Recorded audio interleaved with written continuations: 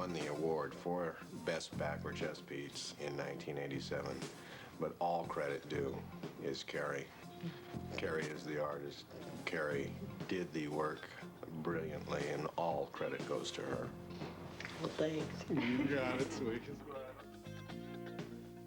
All right, my name's Patrick Renzi. I'm from Torrance, California. My artist is Kari Barba from Anaheim, and this here's a fantasy leprechaun.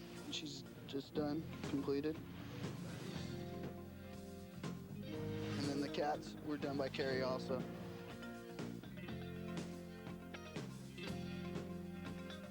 And the tiger here was done by Kevin Brady. And then the work on my arm, the dragon and fantasy skulls were done by Kari Barba as well. My head here, I have the 3 Stooges.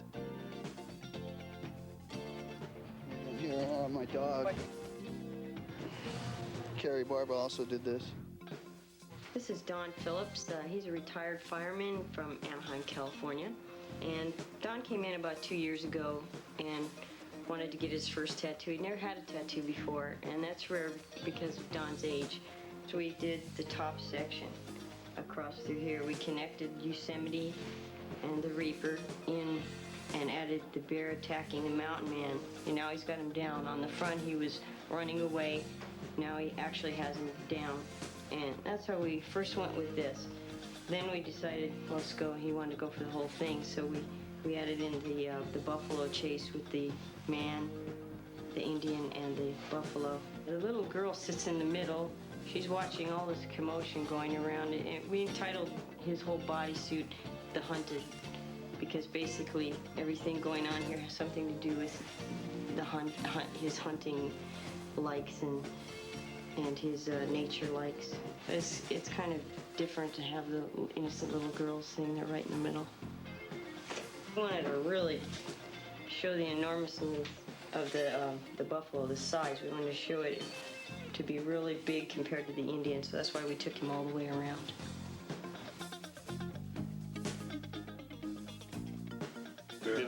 Bear hug, huh? It's like my dad. This is Hank Fremont. And Hank wanted to do a rib cage, and he came in and he wasn't sure what he wanted. He basically gave me free hand. He said, do whatever you'd like. He said he liked birds, he liked animals. So I kind of combined them, and I came up with the bird, the phoenix bird, and we tried to combine the animal aspect by adding the leopard spots on the tail. And we also added this kind of interweaving twine, sort of like he's entangled in Hank's skin. And the skin is torn, and the bird's trying to get out, and his feet are caught, and he's flapping his wings, and he's trying to get out of Hank's skin. This is Mike Revere. He's an air traffic controller from Riverside, California.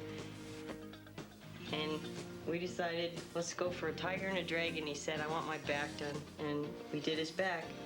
This is what we came out with. This time we did use the tiger jumping forward because he liked it so much. So we got the fierce strength of the tiger and the dragon. Both of these are in Chinese mythology, are male symbols, and they stand for strength, and they stand for fertility, and they're the, to show that the struggle between him and his body, and it explains what Mike's all about.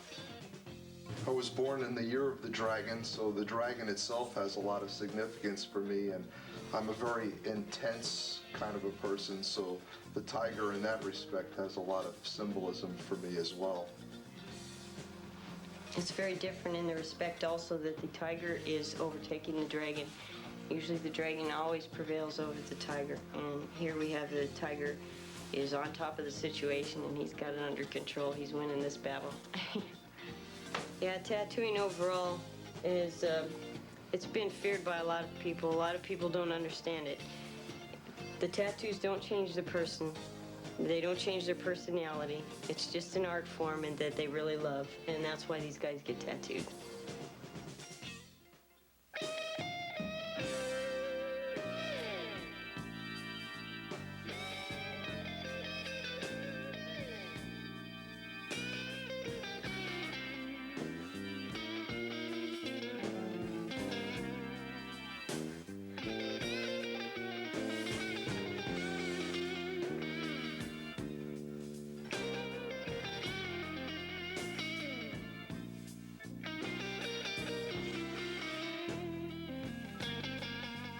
Shotsie Gorman from Haledon, New Jersey, in the middle of the eastern wasteland of the United States.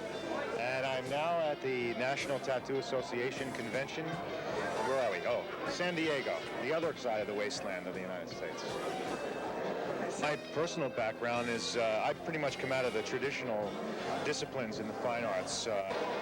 I really wanted to find something that was going to be a real personal form of expression and something where I could communicate with people immediately and didn't know what I wanted to do. And tattooing just dropped right in for me. So it presented itself to me as an opportunity to tap into an area was virtually unexplored as a fine art, I think, until the past 10 years or 15 years.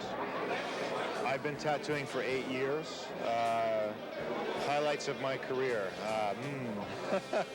Personal breakthroughs. That's really been the highlight of my career.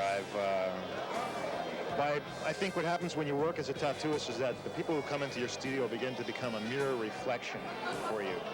And that you begin to realize that there is a greater responsibility involved in what you're doing because of the responsibility of dealing with that person's emotions. And these people who come to a tattoo studio are generally in the middle of some major transition in their life. And very often, well, for women, for instance, will come into the studio and they'll say, well, you know, I've been in this relationship for however many years and I'm now out of it and I have control of my body again and I've always wanted a tattoo and he wouldn't let me have it, kind of a thing, you know. So here it is, it's like, you know that there's always pain in separation, so that the tattoo then becomes a sort of signpost for the healing process to begin. It's marking that next stage in the person's life. It's very true of a lot of images. I mean, I could go into a whole thing about what the death images are and all that sort of stuff, and it's all about people trying to justify this with what's going on inside, you know, and it's been a centuries-old struggle to justify the body that carries the spirit around. And I think tattooing is a bridge, kind of, to that. Has always been that. And of course, primitive cultures know that already. They all knew that. They all knew that the link to the other world was through meditation, and that tattooing of the body was a way of making a connection between the spirit and the body.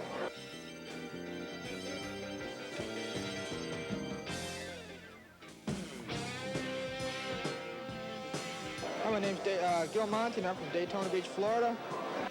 I broke in roughly in 1973 in Van Nuys, California.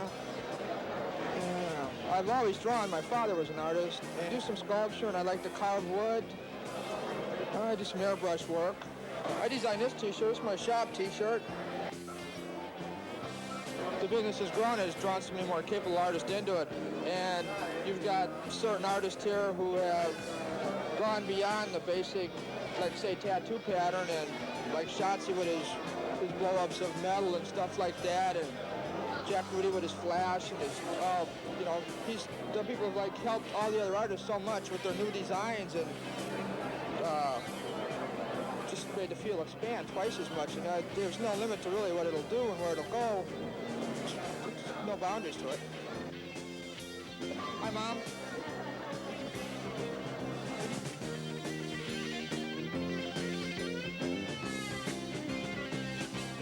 My name's Randy Adams. I'm from Fort Worth, Texas. We're doing a snake demon here. It's reproduction off the pattern. We're just leaving out the woman. It's an original Olivia painting. She's real famous for like erotic art, things like that. We're trying to fill up this guy's arm. We're wrapping it around, or his leg. We're wrapping it around to the top of his foot here. Gonna make it like it's ripping into the skin, like he's really hanging onto the leg here.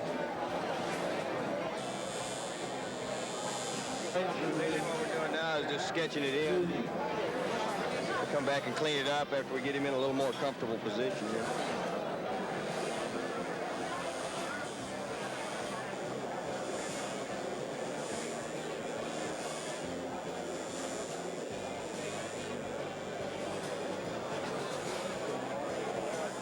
Hi, could you tell us your name and where you're from, please? My name is Tino. I'm here from New York. And what made you choose this design?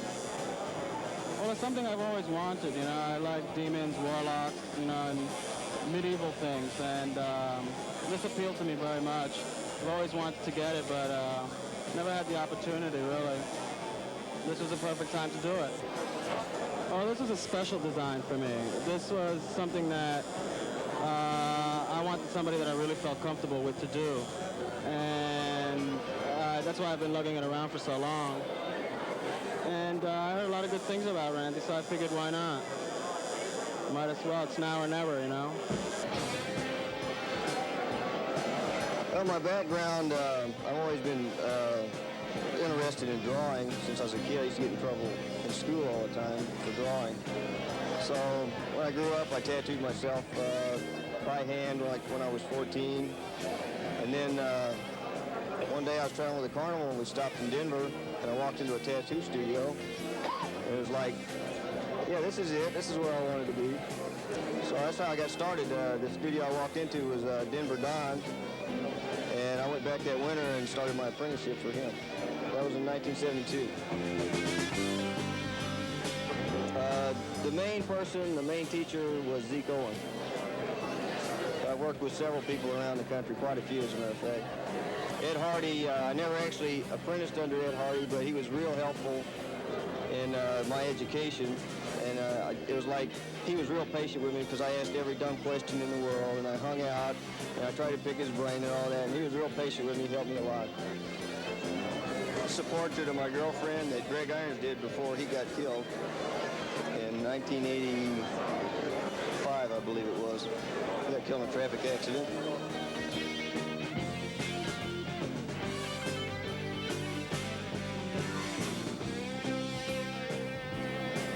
Greg was one of the most popular artists in modern tattoo times. Zeke Owen did my back work in 1974. As far as the mechanics of the business goes, he's got it as good. You know, Bob Shaw and Zeke Owen are about the best two outliners in the business.